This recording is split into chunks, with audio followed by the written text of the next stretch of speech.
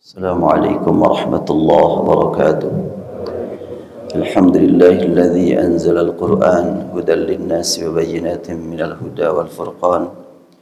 Alhamdulillahilladzi anzala al-kitaba hudan lil muttaqin. Salawatullahi wa salamuhu ala nabiyil karim wa ala alihi wa ashabihi wa man ittaba'ahu ila yaumiddin. Qala Allah ta'ala fil Qur'anil azim, a'udzu billahi minasy syaithanir rajim. Afala yatadabbaruna al-Qur'ana am ala qulubin aqfaluha. Shadaqallahul azim. Maha suci Allah Subhanahu wa taala yang mengizinkan saya untuk bertemu dengan calon-calon ahli surga. Insyaallah semuanya calon jadi ya. Tidak sekedar jadi calon. Banyak yang jadi calon tidak jadi-jadi juga itu. Itulah bukan untuk surga, tapi untuk kehidupan dunia. Untuk surga sangat luas.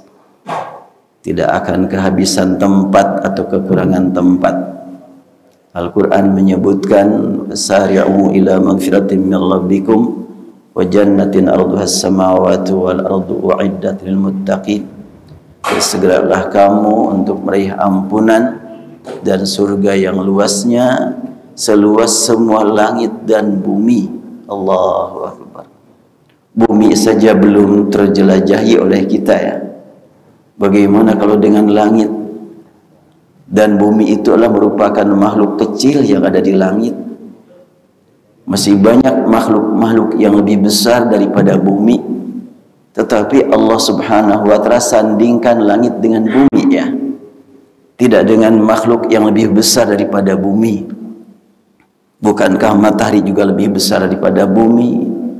Bahkan disebutkan di langit pertama, walaqad zayyana as-samaa'a ad-dunya bimasabih.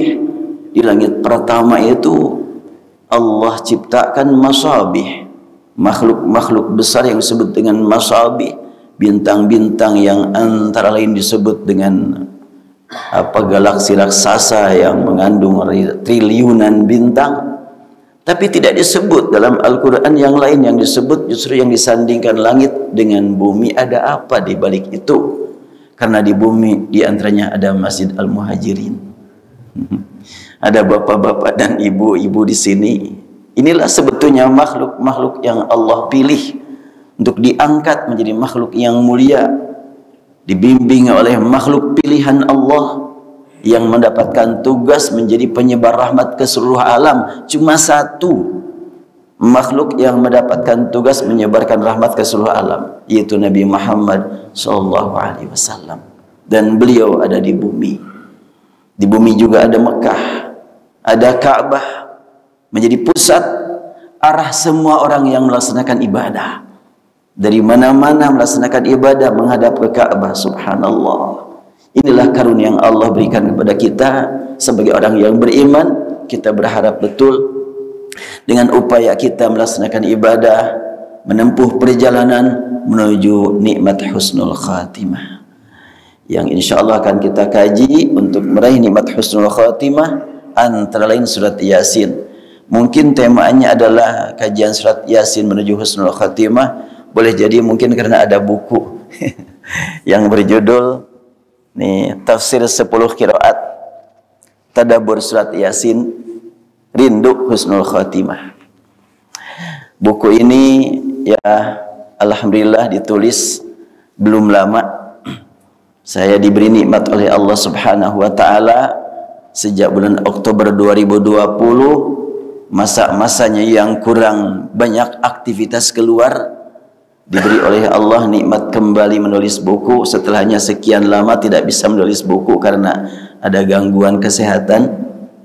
Nah, sejak Oktober 2020 saya mulai menulis buku Tadabbur Al-Quran yang judulnya adalah Tafsir 10 Qiraat dan Tadabbur Al-Quran surat per surat sampai surat Al-A'raf 8 jilid. Salah seorang pembaca berpesan, bagaimana Ustaz kalau surat-surat pilihan dulu, surat Yasin? Alhamdulillah, ini ide yang bagus saya bilang. Maka langsung saya bikin surat Yasin, dan ini walaupun cuma 83 ayat surat Yasin, tapi mencapai 400 halaman. dengan bahasan memperhatikan perbedaan qiraat. Dan ini wallahu alam sudah ada yang nulis, yang lain apa belum ya. Saya belum tahu untuk di Indonesia kajian Al-Qur'an dengan memperhatikan berbagai qiraat. Apa itu qiraat? Allah Subhanahu wa taala menurunkan Al-Qur'an melalui Jibril kepada Rasulullah sallallahu alaihi wasallam dengan sekian banyak bacaan sesuai dengan permohonan Rasul sendiri. Rasul bersabda dalam hadis riwayat Bukhari dan Muslim, "Aqra'ani Jibril ala harfin." Jibril membacakan kepadaku Al-Qur'an ala harfin, atas satu huruf. Faraja'tuhu, aku kembalikan kepada Jibril. Falam azal astaziduhu wa yaziduni hatta intaha ila sab'ati ahruf. Aku kembalikan, mohon tambahan. Dalam hadis yang lain, asallallahu ma'afata wa ghafirata inna ummati la tutiq. Aku mohon keringanan umatku yang begitu banyak. Sampai saat ini sudah berapa miliar ya umat Nabi Muhammad. Kalau semuanya dipaksa harus membaca Al-Quran dengan satu cara membaca, berat rasanya. Lidah mereka berbeda, kemampuan memahami juga berbeda. Aku mohon ada tambahan bacaan. Maka Jibril menghadap kepada Allah, menyampaikan permohonan Rasul, dan Allah Subhanahu wa taala Maha tahu, dan Allah memberikan kepada Jibril bacaan berikutnya disampaikan kepada Rasulullah. Lalu Rasulullah meminta tambahan lagi, sampai disebutkan dalam hadis hatta intaha ila sab'ati ahruf, sampai berakhir dengan istilah turun Al-Quran dengan 7 huruf. Apa itu makna 7 huruf? Sangat luas. Dari sahabat tidak menjelaskan, tabi'in tidak menjelaskan, para ulama qiraat mengkaji dari berbagai segi, sampai kata-kata yang disampaikan oleh Imam Al-Jazari, aku mengkaji makna hadis Al-Quran turun dengan 7 huruf sampai mengambil kesimpulan, mudah-mudahan benar, kata dia, beli gitu tuh. Itu menghabiskan waktu lebih dari 30 tahun memahami kalimat nuzil Al-Quran ala sab'ati ahruf. Quran diturunkan dengan 7 huruf. Itu aku pahami, kata beliau, setelahnya mengkaji 30 tahun lebih. Kenapa demikian? Karena Rasul tidak menjelaskan, sahabat tidak menjelaskan. Kenapa Rasul tidak menjelaskan? Karena sahabat tidak minta penjelasan. Kenapa tidak minta penjelasan? Ya sahabat sebagai pelaku sejarah turunnya Al-Quran langsung memahami maksudnya. Tapi untuk diperjelas kepada yang lain, ya perlu keterangan yang lebih luas, mudah dipahami yang lain. Di antara makna 7 huruf, antara lain yang terungkap di dalam buku ini, tafsir 10 qiraat. 10 qiraat itu bagian dari makna 7 huruf. 7 hurufnya apa? Oh, sangat luas sekali. Apa yang maksud dengan 10 qiraat itu? Ya bacaan yang disampaikan Jibril kepada Rasul, berbagai macam cara membaca. Saya ambil sekarang 7 qiraat saja, saya bacakan 7 qiraat. Mudah-mudahan bisa direkam oleh hati masing-masing. Surat Yasin ya. A'udzu billahi minasyaitonir rajim. Bismillahirrahmanirrahim. Yasin, Yasin,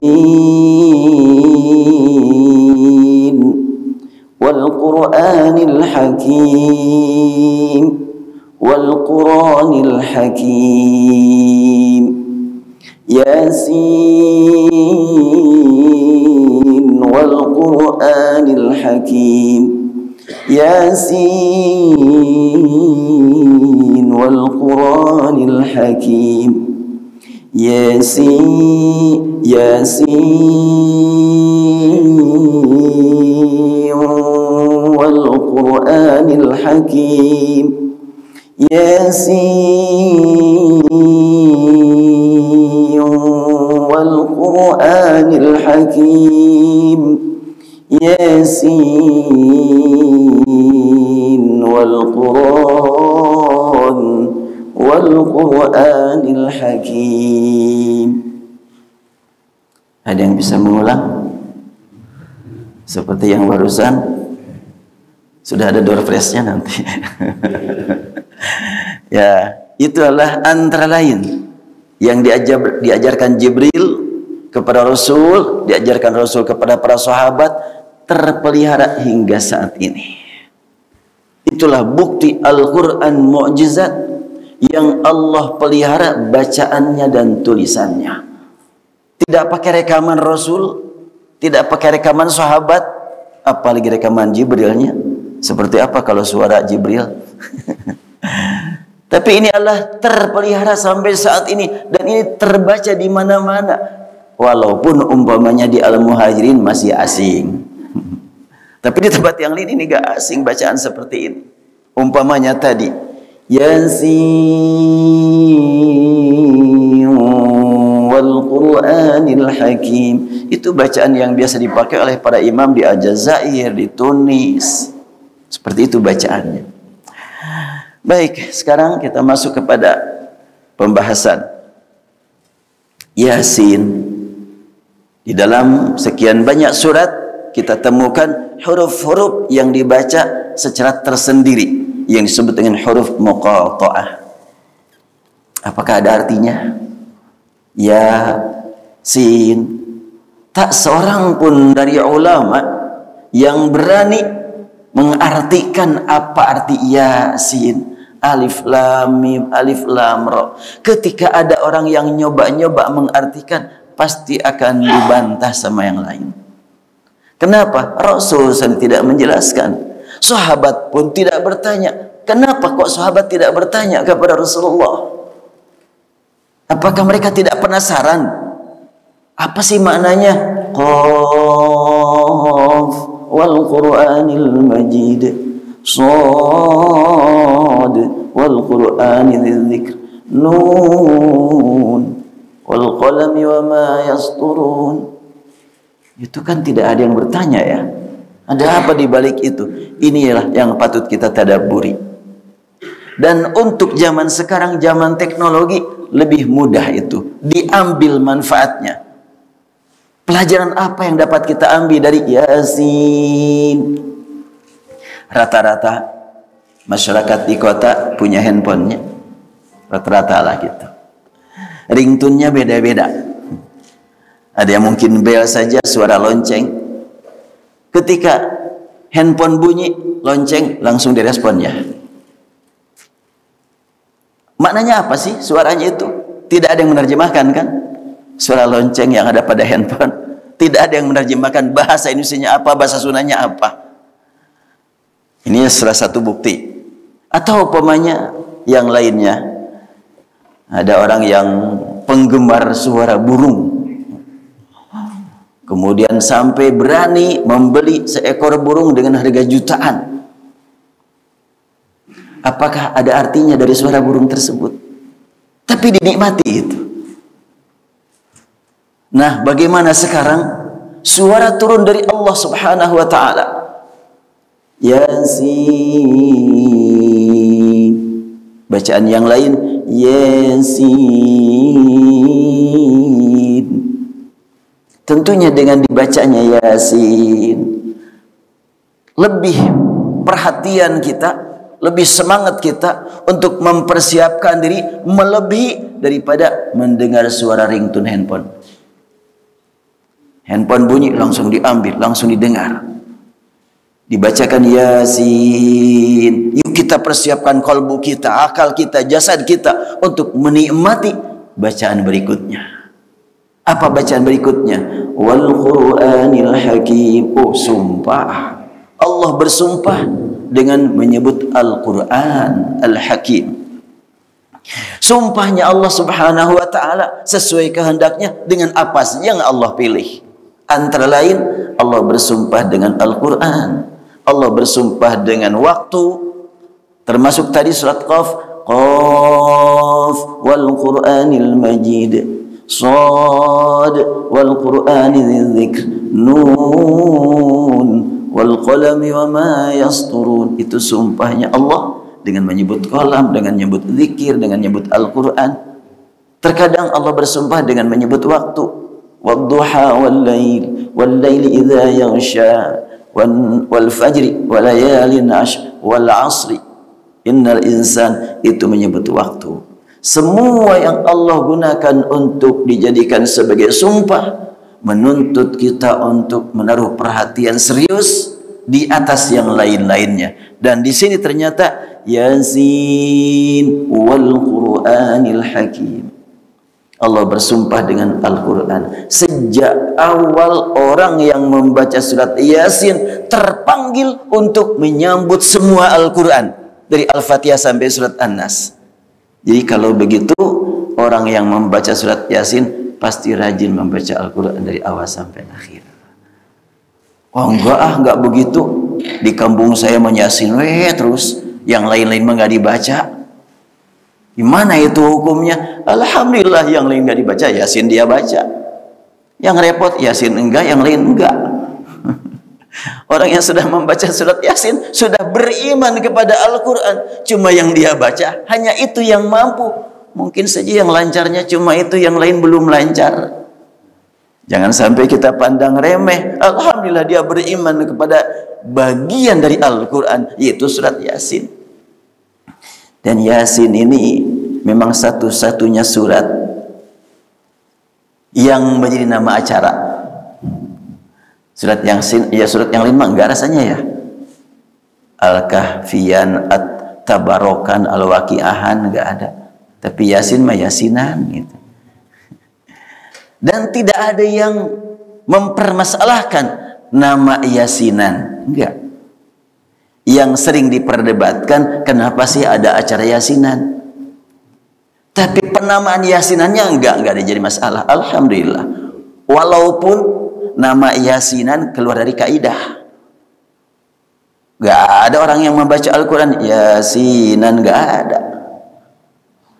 Pasti semuanya membaca Yasin, enggak ada Yasinan, enggak ada. Sehingga penamaan Yasinan itu tidak sesuai dengan realita. Tapi alhamdulillah tidak ada masalah. Sesuatu yang sudah biasa dan ada manfaat dan tidak dimasalahkan, ya alhamdulillah. Kita syukuri. Bila ada yang mempermasalahkan, yuk kita gali, yuk kita kaji, kita cari solusi. Makanya saya susun surat Yasin ini antara lain adalah ingin mencari solusi manakala ada rutinitas bacaan surat Yasin masih dipermasalahkan. Yuk kita gali, yuk kita kaji. Dorong masyarakat yang rajin baca surat Yasin untuk meningkatkan kualitas bacaannya. Bukan dilarang. Ngapain Yasinan terus? Coba yang lain dong. Kalau kamu suka apa aja? Aku mah enggak. Ya lebih baik akulah kalau gitu. Mendingan aku baca surat Yasin, enggak surat yang lain juga. Maka dengan menulis buku ini saya berharap lah gitu. Kalau sekiranya ya Allah masih beri kesempatan untuk hidup, bisa disebarluaskan. Bila sekiranya ajal tidak lama lagi akan menjemput, mudah-mudahan dengan tulisan ini masih dipandang berdakwah terus. Ya baik. Sekilas tadi tentang makna Yasin seperti itu, tidak akan saya bahas semuanya. Kemudian kita setelahnya mendengar kalimat Yasin, kita persiapkan diri untuk menyambut ayat berikutnya. Dan untuk riwayat hafaz dari Asim, Yasin ayat pertama, wal Qur'anil Hakim ayat kedua. Untuk qiraat Nafi', Yasin awal ayat pertama, wal Qur'anil Hakim lanjutan ayat pertama. Karena itu tadi saya baca dengan dua cara. Yasin wal Qur'anil Hakim, Yasin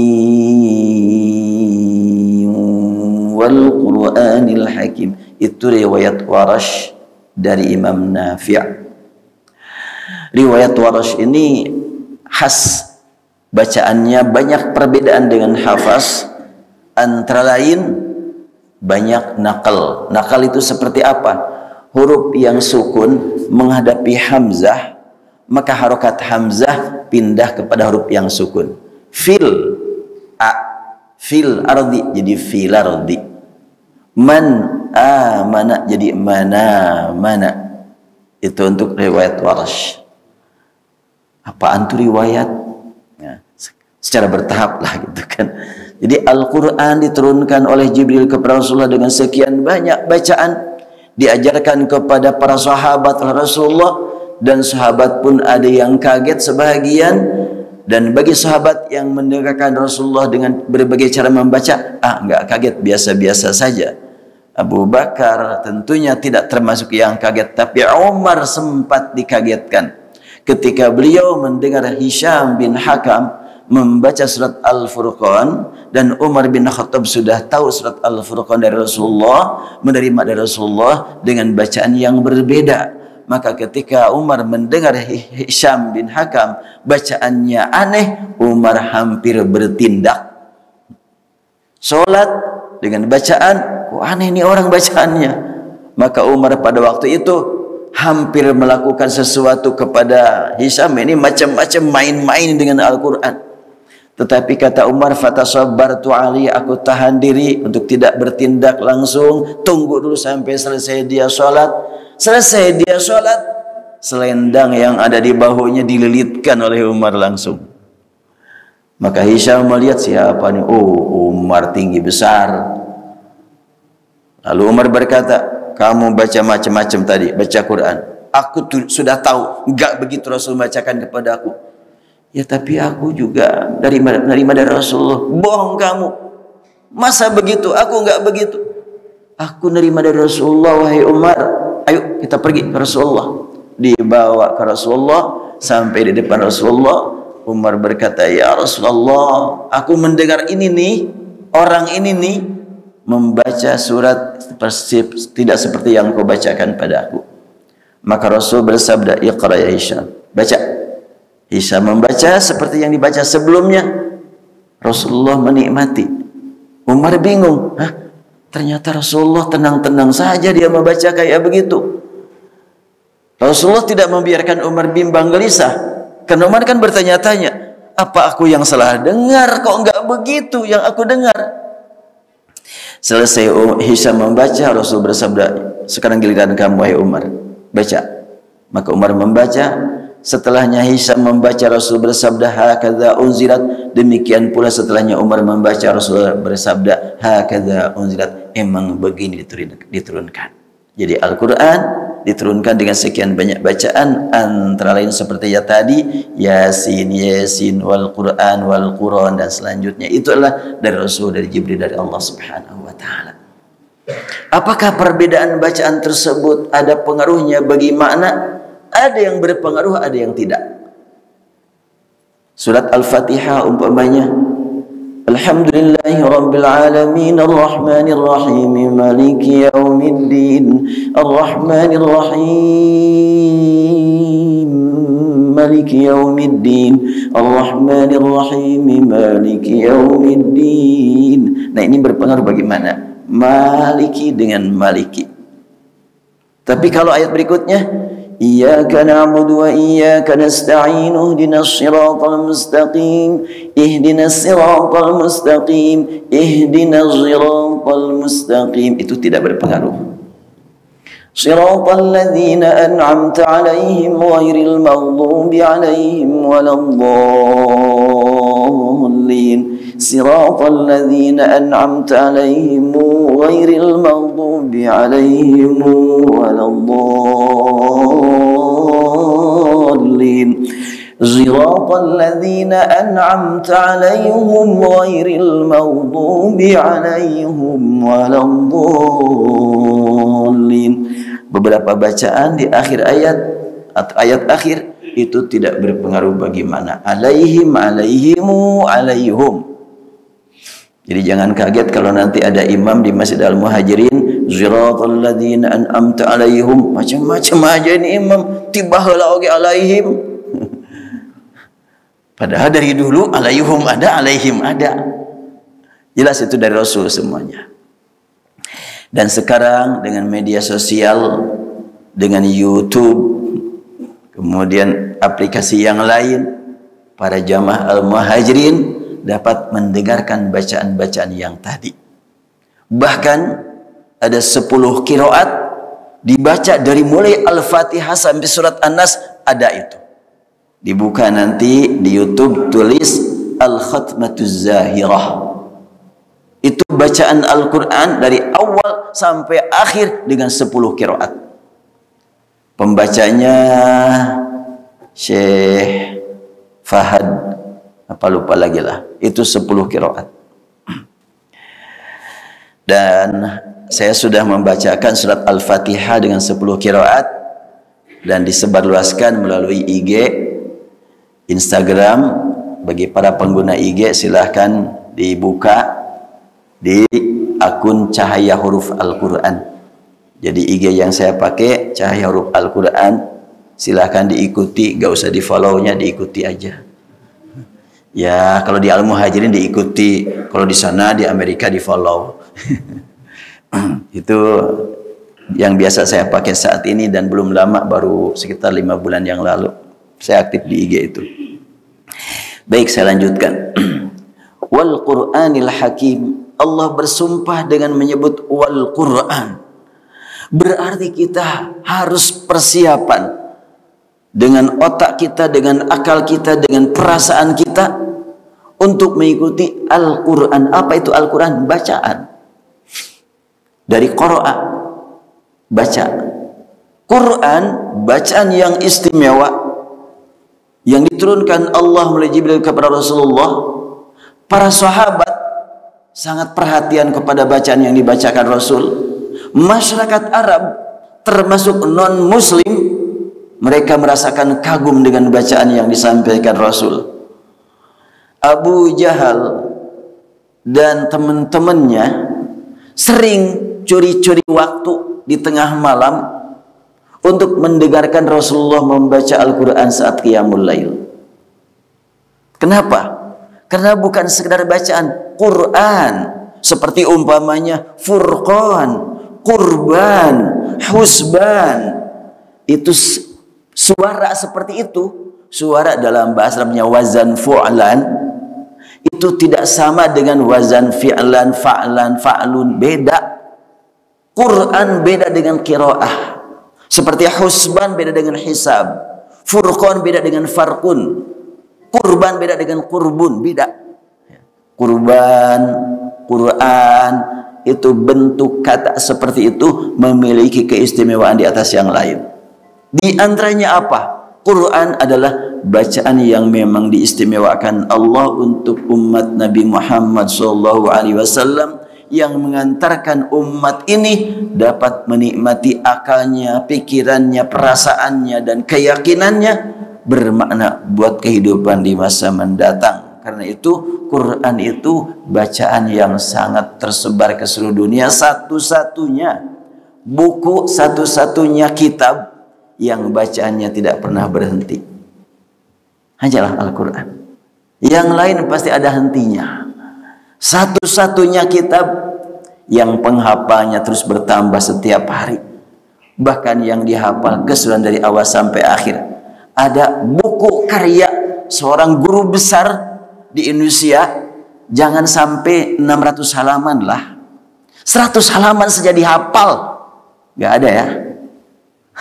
Atau buku dikarang oleh seorang tokoh sedunia, ada yang dihafal? Enggak. Hanya Al-Quran dihafal, dan penghafalnya tidak pernah ada henti-hentinya, terus bertambah. Ya Alhamdulillah, saya pun dapat amanat dari Allah Subhanahu wa Ta'ala untuk ngasuh para santri yang menghafal Al-Quran. Antara ini yang hadir, yang ikut saya ini saat ini. Ini sedang para menghafal Quran, dan ada yang sudah selesai menghafal 30 juz. Alhamdulillah. Dan terus bertambah setiap hari penghafal Al-Quran itu. Inilah salah satu karunia untuk umat Nabi Muhammad, diberi nama Al-Quran, bacaan. Dan bacaan Quran ini Rasul ajarkan kepada para sahabat, dan beliau amalkan, diikuti para sahabat. Beda dengan bacaan yang lainnya. Rasul menegaskan, ma adzinallahu li syai'in ma adzina li nabiyyin hasnis sauti yataghanna bil qur'ani yajharu bih. Hadis riwayat Muslim menyebutkan, tidak ada izin yang Allah turunkan sebanding dengan izin yang Allah berikan kepada seorang nabi pembawa suara merdu. Izin apakah itu? Izin memilih irama untuk membaca Al-Quran. Jadi membaca Al-Quran dengan irama itu adalah sunnah Rasul. Jadi tidak boleh dicela orang yang diberi oleh Allah suara bagus dan suaranya digunakan untuk Al-Quran. Itu adalah merupakan anjuran dari Rasulullah. Tapi bagi yang memang suaranya pas-pasan hanya untuk sendiri, ya nggak usah dipaksain, untuk sendiri saja. Hanya saja saat ini ada yang dirasa khawatir,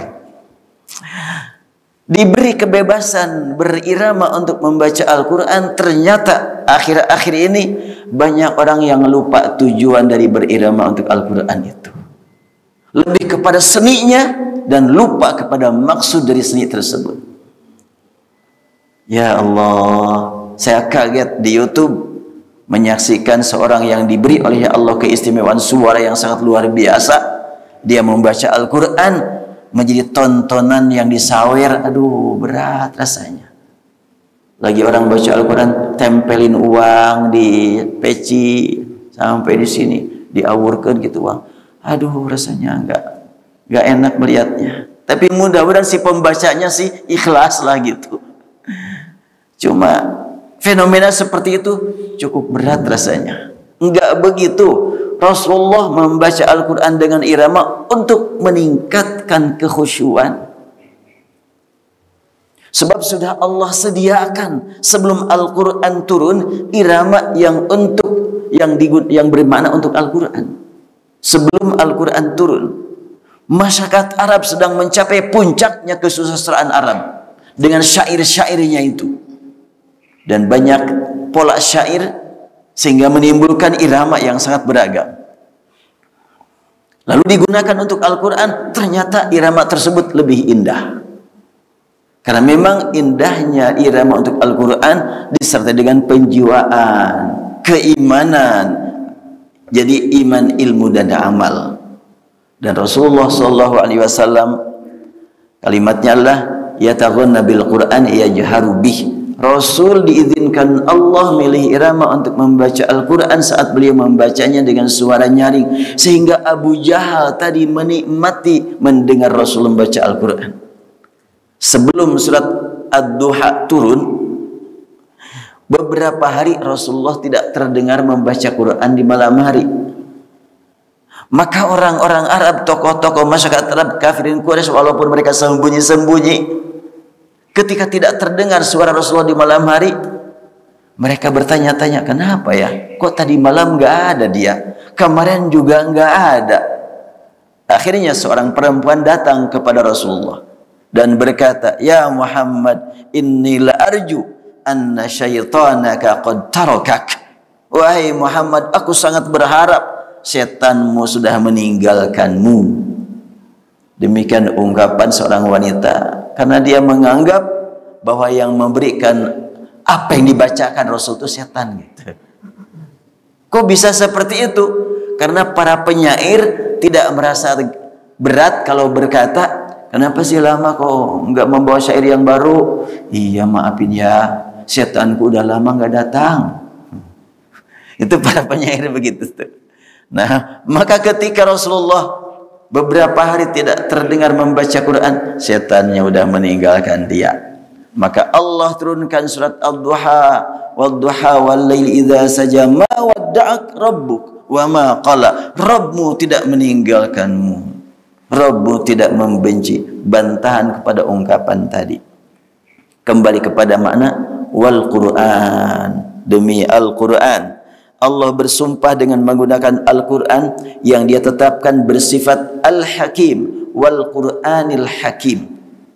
Lafaz Al-Hakim adalah kata sifat yang diambil dari akar kata hakama yahkumu, hukum, mengambil keputusan.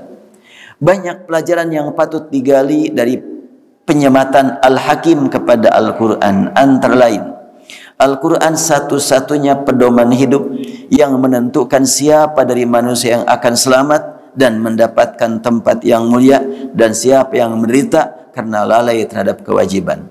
Al-Quran bersaksi siapakah yang merespon ayat sejak awal, yaitu yang mendengar firman Allah dengan pendengaran hatinya, sungguh Al-Quran akan membelanya pada hari perhitungan nanti.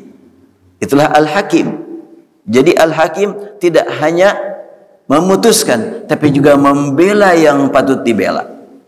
Bukan cuma sekedar di dunia, tapi sampai di akhirat. Al-Quranil Hakim itu Hakim Al-Quran atau kehakiman Quran di dunia dan di akhirat. Rasulullah SAW menegaskan, Iqra'ul Quran fa innahu ya'ti yaumal qiyamah syafi'an li ashabi. Bacalah Al-Quran, nanti pada hari kiamat Al-Quran akan mengunjungi sahabatnya untuk memberikan syafaatnya. Pertanyaan buat diri saya, apakah saya pantas mengaku sahabat Al-Quran?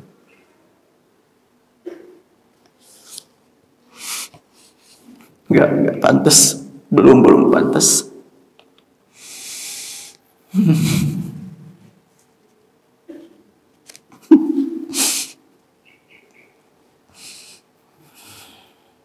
Ya, tentu yang namanya sahabat,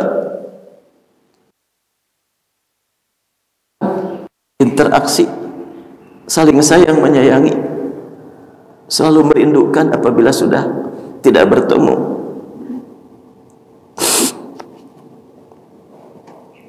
Saya belum sampai pada orang yang suka merindukan Al-Quran. Allah maghfir lana.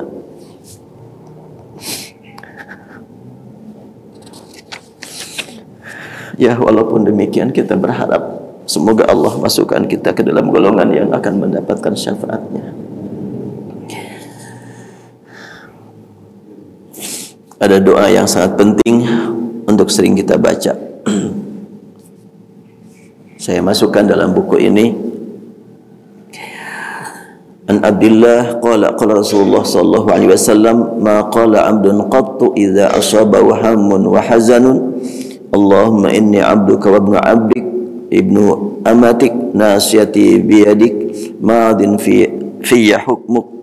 Ya, saya bacakan terjemahnya saja. Ya Allah, ya, tidak seorang hamba ketika dilanda kegundahan dan kesedihan lalu dia membaca doa ini yang artinya, ya Allah, sungguh aku ini adalah hamba-Mu, anak dari hamba-Mu, anak dari hamba perempuanmu, ubun-ubunku ada di tangan-Mu, ketentuan-Mu berlaku pada diriku, keputusan-Mu adil terhadapku. Aku memohon kepadamu dengan semua nama yang merupakan milik-Mu, nama yang Engkau lekatkan sendiri untuk menamai diri-Mu, atau yang Engkau ajarkan kepada salah seorang dari hamba-Mu, atau yang Engkau turunkan dalam kitab-Mu, atau yang Engkau khususkan untuk diri-Mu dalam ilmu gaib di sisi-Mu. Aku mohon agar Engkau menjadikan Al-Quran sebagai penyejuk hatiku, cahaya hatiku, penghilang kesedihan dan pelenyap kegundahanku. Orang yang membaca doa ini akan Allah hilangkan kegundahannya dan Allah gantikan dengan kegembiraan. Mereka bertanya kepada Rasulullah, wahai Rasulullah, haruskah kami mempelajari kalimat-kalimat itu? Beliau menjawab, jelas, selayaknya orang yang mendengarnya agar mempelajarinya. Ya, doa berbunyi Allahumma inni abduk, dan selanjutnya sampai pada kalimat wa nura sadri wa jala huzni wa dhahaba hammi. Ini diajarkan oleh Rasulullah sallallahu alaihi wasallam, dan ada pelajaran yang sangat berarti dari doa ini bahwa Rasul bersabda, aku dengan menggunakan nama-nama-Mu yang Engkau tetapkan untuk-Mu, yang Engkau ajarkan kepada kami melalui kitab-Mu, dan yang Engkau ajarkan kepada salah satu dari makhluk-Mu, atau nama-nama-Mu yang Engkau rahasiakan dalam ilmu gaib yang tidak seorang pun tahu. Jadi nama-nama Allah itu ada yang sampai kepada kita, ada yang enggak. Yang disebut dengan Al-Asma'ul Husna, nama-nama indah dalam Al-Quran, ada yang langsung disebut seperti Huwallahu alladzi la ilaha illa huwa alimul ghaibi wasyahadati huwar rahmanur rahim, sampai ada kalimat lahul asmaul husna. fad'uhu biha di surat Al-Isra namanya Asmaul Husna. Tapi apakah yang dimaksud dengan Al-Asmaul Husna semuanya yang suka dinyanyikan anak muda atau yang suka dibacakan di majlis-majlis ta'lim? Apakah itu nama-nama Allah sebatas itu? Memperhatikan doa ini? Enggak. Masih banyak nama-nama yang lain yang tidak kita ketahui atau yang belum kita ketahui atau yang tidak diajarkan kepada kita. Tapi kan 99 ditambah 1 la ilaha illallah, dan Rasul bersabda bahwa nama Allah ada 99. Iya, angka 9 boleh jadi angka arti yang sebenarnya, boleh jadi angka 9 itu angka banyak. Sebab 9 angka tertinggi kan. Tidak ada angka setelah 9. Sebagaimana tadi 7 huruf, apakah 7 itulah angka 7, 6 tambah 1, 8 kurang 1, atau yang dimaksudkan 7 itu adalah banyak? Termasuk sab'a samawat, 7 lapis langit. Termasuk ketika Rasulullah SAW menyatakan orang munafik tidak akan dapat ampunan walaupun aku memohon ampun 70 kali. Dan itu juga Al-Quran menjelaskan begitu. 70 mohon ampun untuk orang munafik tidak akan diampuni oleh Allah. Bagaimana kalau 75, 72? Maksudnya banyak terus-terusan, enggak ada artinya mendoakan orang yang memang tidak mau didoakan. Ya, wal Qur'anil Hakim. Jadi Al-Hakim tadi sifat untuk Al-Quran.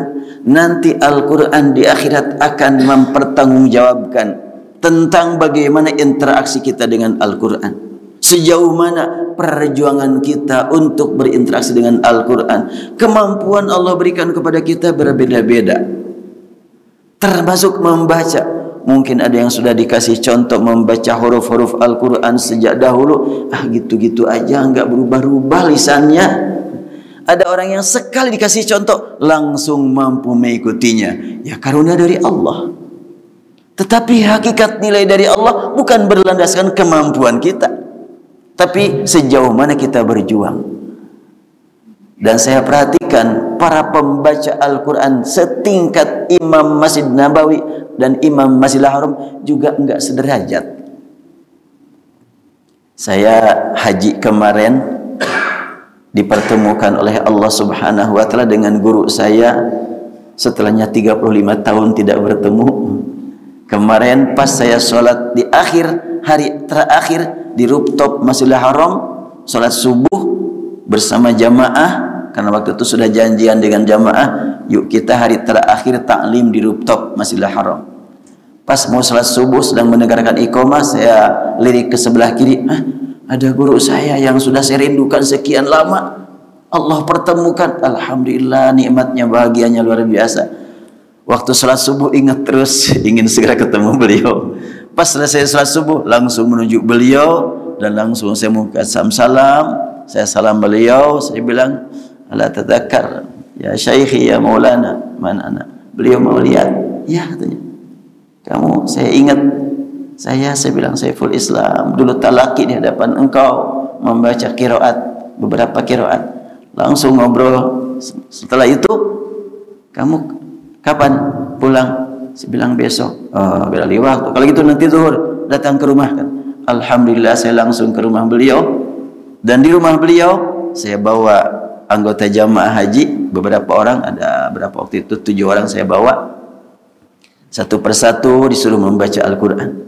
Ada seorang jamaah yang bagus suaranya. Kata jamaah itu, saya syekh, saya mau membaca Al-Quran meniru Syekh Bandar Balila. Kata beliau, kenapa enggak Syekh Abdullah Al-Juhani? Artinya apa? Guru saya itu sangat kagum kepada Dr. Abdullah Al-Juhani dan kurang mengagumi Bandar Balila gitu kan. Kenapa? Dari segi suara, luar biasa Syekh Bandar Balila, sangat luar biasa bagusnya. Beliau ahli irama, ahli maqamat, tetapi kedisiplinan atau keitqonan membaca kalah sama Syekh Abdullah Al-Juhani. Syekh Abdullah Al-Juhani itu sedang membaca cepat waktu tarawih itu nggak pernah ada yang terlewat gunahnya. atau keseimbangan mad nggak pernah terganggu. Sedangkan Syekh Bandar Balilah kadang-kadang kurang konsisten. Makanya beliau, kenapa enggak Syekh Al-Juhani saja katanya. Ya kata teman saya cuma mengikuti iramanya saja. Oh bolehlah kalau gitu. Itu tingkat Imam Masjidil Haram ya, enggak sederajat. Ada perbedaan-perbedaan.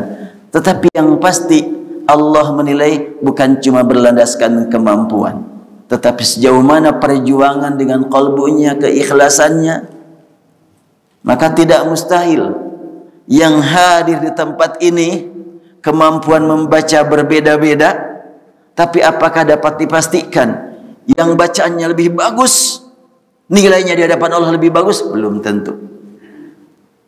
Mungkin ada orang yang membacanya baru belajar dan semangat belajarnya luar biasa, keikhlasannya terpelihara, nilai di hadapan Allah boleh jadi mengalahkan gurunya. Ya kalau saya umpamanya di sini mengajarkan bacaan Al-Quran, saya yakin yang belajar banyak yang di atas saya nilainya. Karena Allah menilai tidak hanya berlandaskan kepada kemampuan mengucapkan huruf atau suaranya bagus, karena suara bagus milik Allah bukan milik dia. Kemampuan dia membaca ya begitu bagus karena Allah memberi kepada dia.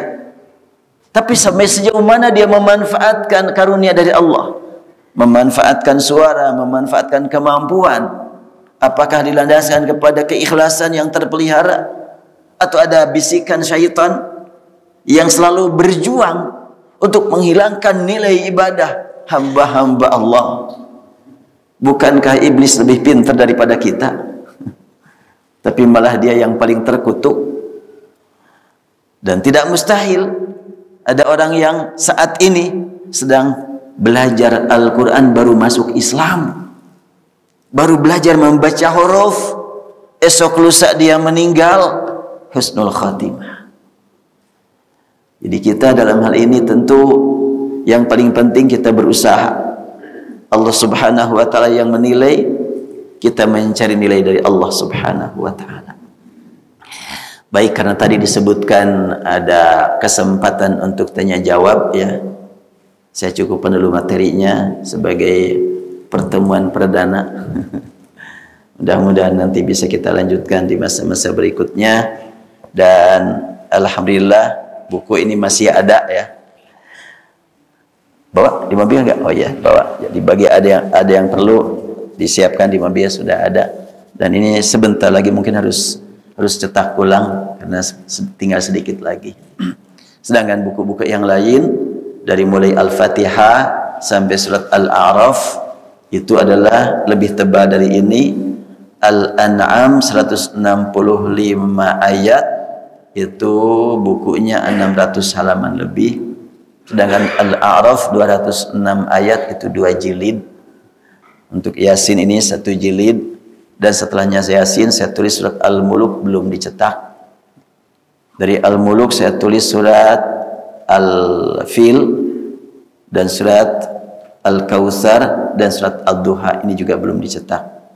Cuma untuk surat Al-Kautsar walaupun cuma 3 ayat pendek-pendek, tetapi dalam surat Al-Kautsar itu subhanallah mengandung informasi dari Allah Subhanahu wa ta'ala tentang Islam berjaya. Inna a'tainakal kautsar fasholli rabbika wanhar inna syani'aka huwal abtar. Ada kemungkinan tulisan tentang surat Al-Kautsar ini 2 jilid. Karena pembahasan tentang salat saya perluas. Fasholli dan wanhar tentang kurban dan haji dan umroh saya perluas tulisannya di situ. Namun bukan buku manasik, tetapi yang dibahas adalah masalah kontroversi, dicari solusinya. Bukan memperuncing masalah kontroversial, tapi berjuang mencari solusi. Sehingga judul bukunya adalah solusi 70 solusi masalah kontroversi. Itu 70 itu nama, kayak tadi 7 qiraat itu nama, 7 huruf itu nama. Isinya sudah 90 masalah. Baik hamba-hamba Allah, itu saja barangkali untuk materi pembukaan. Dipersilahkan kalau ada yang mau menyampaikan pertanyaan. Jazakumullah khairan.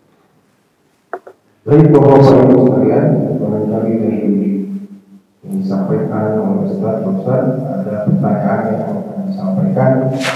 Ada persilakan Pak. Bapak Ibu barangkali ada bisa menunjukkan tangannya mungkin disampaikan dengan mic biar jelas. Bentar.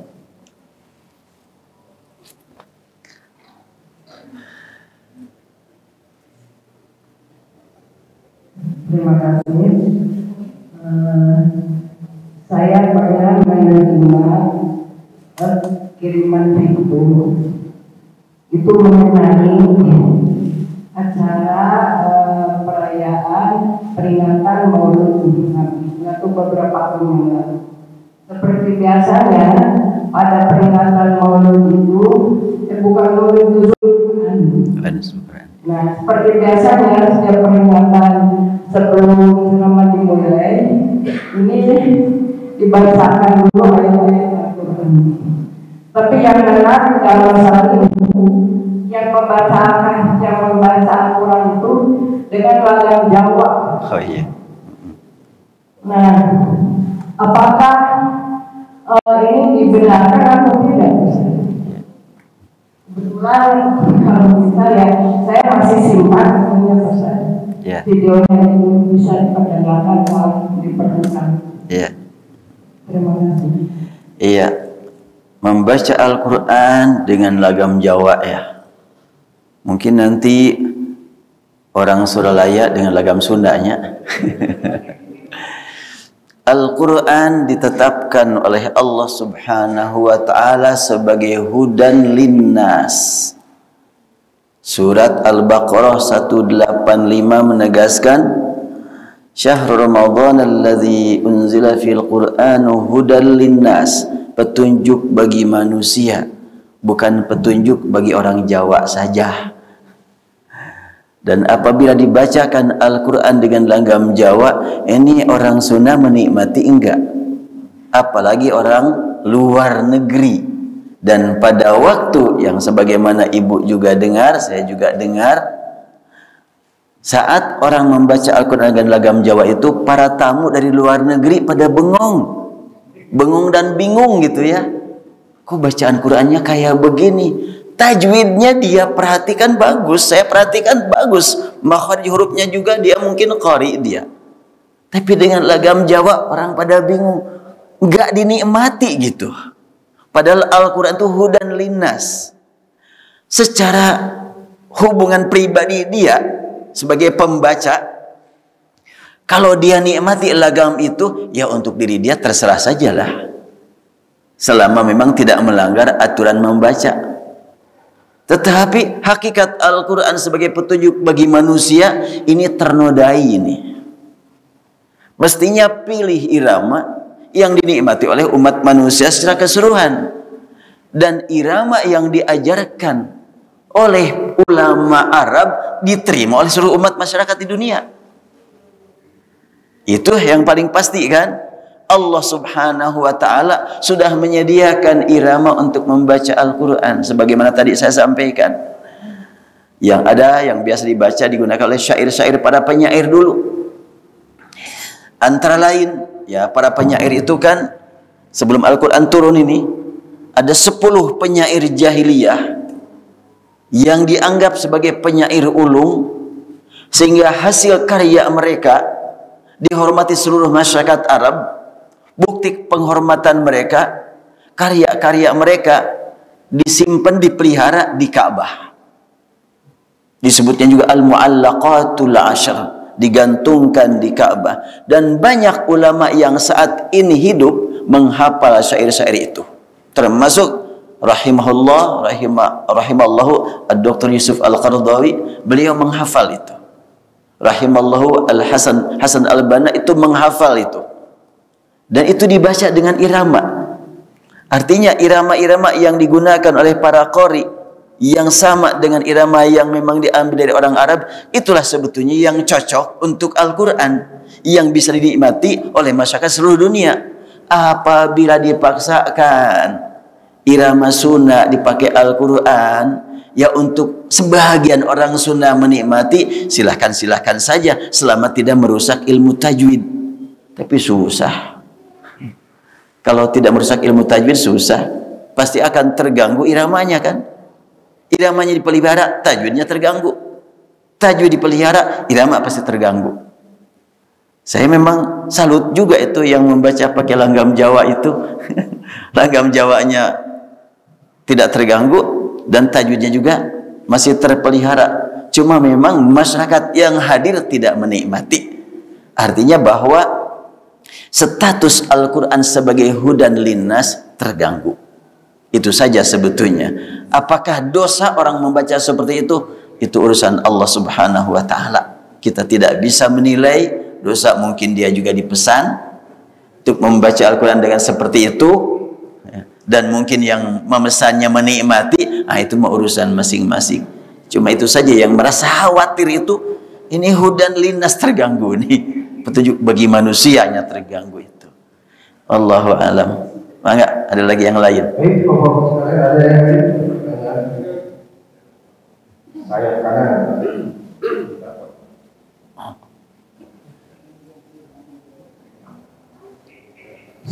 Assalamualaikum Pak Ustaz. Waalaikumsalam. Saya mungkin pengalaman saya dalam membaca, dan saya belum belajar banyak. Di dalam Al-Quran ada seperti maknanya sama, tapi berbeda seolah-olah perkataan. Umpamanya Allah bima ta'malun basir, tapi di satu sisi lagi ada basir bima ta'malun. Nah, apakah di situ ada penekanan khusus atau tujuan khusus dari perbedaan kalimat itu yang mananya malah sebetulnya sepertinya sama kalau saya membacanya gitu. Iya. Terima kasih Ustaz. Assalamualaikum. Waalaikumsalam warahmatullahi wabarakatuh. Bima ta'maluna basir, basirun bima ta'malun. Ketika disebut wallah bima ta'maluna basir, penekanan kepada orang yang sedang bekerja. Apa yang kamu kerjakan, Allah melihat. Sedangkan basirun bima ta'malun, penekanan kepada orang yang ingin mengetahui sifat Allah terkait dengan pekerjaan. Jadi mendahulukan satu kata, mengakhirkan kata yang lain, memiliki fungsi yang sangat jelas. Umpamanya tentang masalah fakir dan juga tentang masalah hubungan orang kepada bayi. Al-Quran mengatakan wala taqtulu auladakum min imlaq nahnu narzuqukum wa iyyahum wala taqtulu auladakum khasyata imlaq nahnu narzuquhum wa iyyakum. Ya, min imlaq nahnu narzuqukum wa iyyahum, khasyata imlaq nahnu narzuquhum wa iyyakum. Apa maksudnya? Engkau jangan bunuh anak kamu karena miskin. Kami yang memberi rezeki kamu dan anak kamu juga. Engkau jangan membunuh anak kamu takut miskin. Kami yang memberi rezeki kepada anak-anak kamu dan kamu juga. Itu mendahulukan hum dengan kum, tergantung di awalnya. Ada narzuqukum wa iyyahum, narzuquhum wa iyyakum. Dan itu tentu semua ayat mendahulukan satu kata dengan kata yang lain punya makna. Dan terutama kita temukan umpamanya ada as-samawati wal arda. Ketika Allah menjelaskan tentang hakikat kekuasaan, langit lebih dulu disebut baru bumi. Inna fi khalqis samawati wal ard, khalaqas samawati wal ard. Tapi ada bumi lebih dulu disebut. Kapan? Rabbana innaka ta'lamu ma nukhfi wa ma nu'lin wa ma yakhfa 'ala Allah min syai'in fil ardi wala fis sama. Apa maknanya? Allah menjelaskan tentang hakikat kekuasaan yang telah menciptakan langit dan bumi. Hei manusia yang selalu tunduk ke bumi terus, lihat dong langit, baru lihat bumi. Tuh lihat langit, kekuasaanku sangat luas. kamu tunduk aja ke bumi terus. Jadi ditujukan kepada manusia supaya perhatian ke langit, dan dari langit ada aturan turun ke bumi. Pakai aturan yang di langit untuk mengatur bumi. Bagaimana dengan doa? Rabbana innaka ta'lamu ma nukhfi wa ma nu'lin. Ya Allah, Engkau Maha tahu apa yang kami ungkapkan, apa yang kami rahasiakan.